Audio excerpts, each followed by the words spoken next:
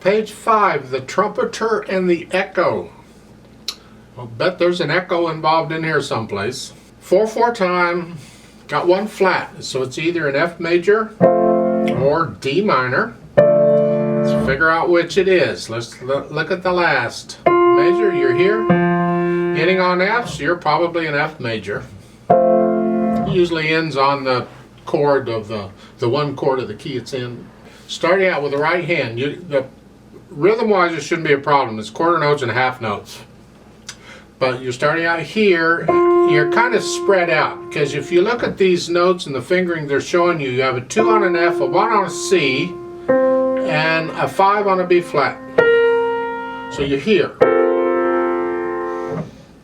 Good luck with that. That's what they're doing. I didn't do it. They did it right there. So that's kind of what we're after. Quarter note. Just these notes. Well, that's handy. And then the next line, just claps the hand. Leave the thumb where it is. Claps the hand, and now 5 here. And then for the next, at the end of that, you have a rest. You can move up here. And then the next line, it's 5th finger. Yeah, I don't like all this moving around. The fingering style I was taught in college, and the one I use the most, is you don't move the hands anymore than you have to. There's enough other stuff to think about. So in my opinion, in the second line, last measure, you could just as easily put 5th finger on that C and go 5-2-1, 5-2-5. This way you're in position for the next line. You don't have to move again. So I would encourage you to do that. Third line. Now in the last line, they're saying 3rd finger on that F. I don't know why. I mean, you're here already. You got thumb on that key. Why not just use thumb? So I would recommend you use thumb. You can use their finger if you want, but I'm using thumb. For the left hand, at the top, you're here and here. Reach up with the thumb for the black key. Now if you have really big hands and really fat fingers, then this may not work for you. On the other hand, there's no black key in the middle here, so you might be able to fit sort of in here, and you can do that. If it were one of these other keys, you might not be able to fit so much. And if that's the case, you have to use 3rd finger for the F and reach up. Yeah, but I would encourage you to use their fingering in the book if you can here. And then for the second line, 3rd measure, you're just in this position. And then the next line, you reach up. It's an octave. You got to rest. Or you can reach up or you can move up. It's up to you how you get there, but be there. And then for the last line, you're still there. And for the last measure, they're saying 3. Again, I don't know why. You're already there with little finger. Why not use little finger again? I would. I see no point in moving around when I don't have to, unless you're trying to be showy and people are looking at your hands and, oh, look how wonderful, he can move his hands around, or she, or whoever you are. I don't play piano to be showy. It's the sound that's produced that I'm interested in. I have listened to some pianists live where I've had to look away. I can't watch them because whatever they're doing, how they're doing it, their technique or their posture, something about them is so distracting it detracts from the music. They don't know that, but to me it is, and I have to close my eyes and look away or something. I usually just close my eyes and just listen to the music they're producing. It works better. However, put the hands together. Not too bad, because the hands really aren't playing together until the last measure. So you have the trumpet here, and then the echo.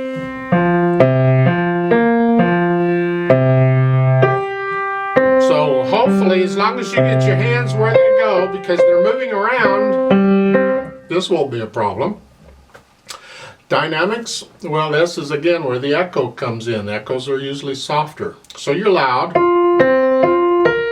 and now you're echoing. Loud, soft, loud, soft, loud. You get the idea what we're doing here. Last 2 measures, you're loud, and then soft. Whatever. That's the dynamics. Now, I didn't talk about articulation. Well, it's either accented or it's legato. So let's talk about that. And I just as well point out now, piano cannot do a true accent. Instrument won't do it. You see, a true accent is the beginning of the note or the attack of the note. The rest of the note should sound normal. So it's ba. The accent is only for the, well, on a piano you can't do that. All you can do is play the note. So what we do is, on an accented note, we generally just play it a little louder. I call it, give it a little extra oomph. So here, they're already loud, so if you accent them, you're turning them into more like a very loud. And I collapse the wrist on each of these. Don't play with a stiff wrist. And then for the echo, it's all legato and it's soft, nothing here.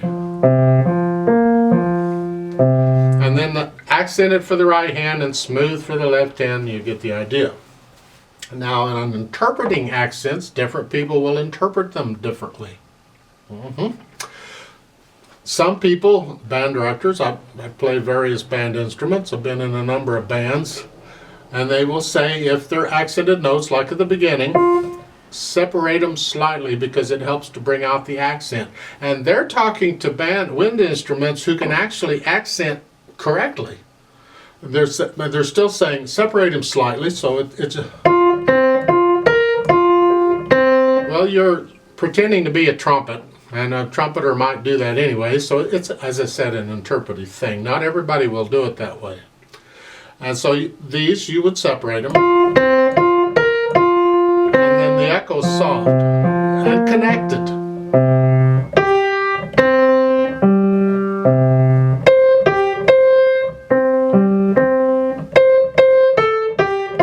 You get the idea of what's going on there?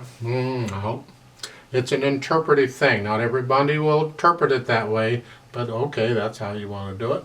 Fine. There are other articulation marks we could use to help.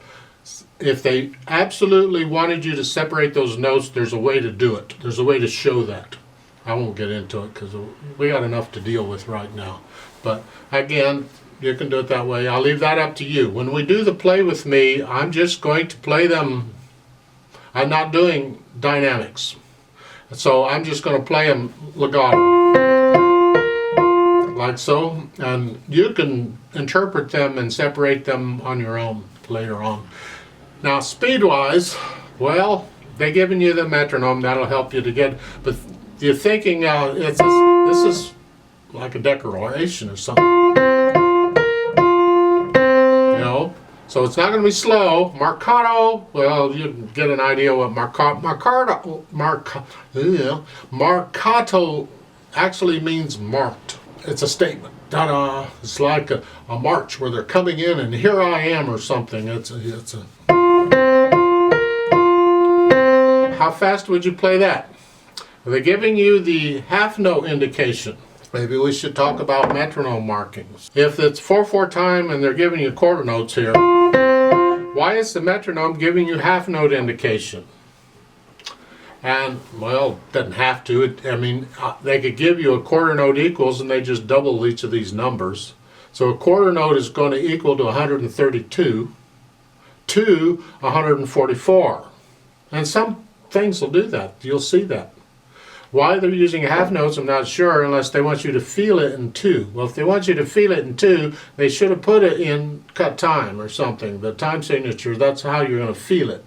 Because in 4/4 time, I want to feel 4 beats. 1, 2, 3, 4. 1, 2. Well, I don't want to think of it in half notes if I'm doing that. Because if I do that, I'll feel it in half note. I'll feel it in 2 beats. 1, 2, because now in 66, however fast that is, it's a little faster than what we would take it in a play with me for quarter notes. So it's a little over twice as fast as we would go. And you have to experiment with these or your teacher will just tell you. It makes it easier. But eventually you're not going to have the teacher to tell you. You got to be able to figure this out on your own. So what do? You'll have to decide it ultimately, and you'll feel it different from day to day and time to time, and it's a feel thing. You got to get into the feeling of it. What do you feel this should belong? Because that's where it really happens.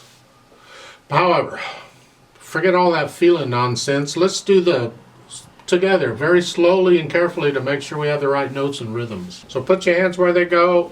I'll give us 4 counts and we'll try it out. 1, 2, ready, go.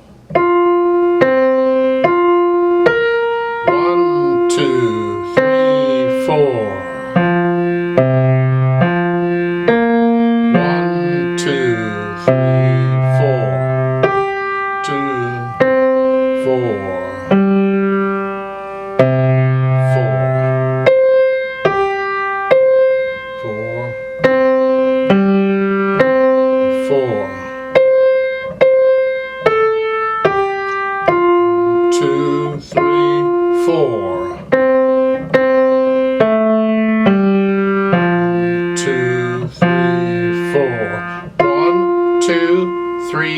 4, 1, 2, 3, 4, off.